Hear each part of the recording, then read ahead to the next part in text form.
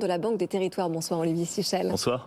Alors vous êtes plusieurs dans cette aventure, on va en parler dans un instant, mais ma première question c'est comment allez-vous faire pour vous faire une place dans un marché qui est saturé par les offres américaines sous licence tricolore, sachant que par ailleurs les spécialistes français du cloud sont quand même technologiquement largement en retard par rapport aux poids lourds américains.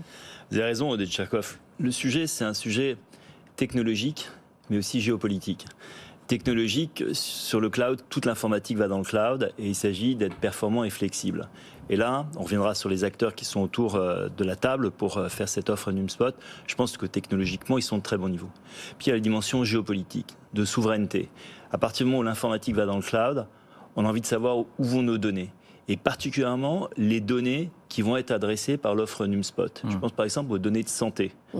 Les données de santé, on n'a pas envie que ça se balade à droite, à gauche, sans savoir où elles vont. Aujourd'hui, autour de la table, vous avez DocaPost qui gère par exemple le dossier pharmaceutique. 45 millions de Français. Vous savez, quand vous allez dans une pharmacie et que vous prenez vos médicaments, il y a quand même quelqu'un qui regarde si vous n'êtes pas allé chercher 3 fois ailleurs. Ça, c'est géré par DocaPost. Pronote, c'est aussi géré par DocaPost. C'est les 17 millions de dossiers scolaires de nos enfants. C'est bon.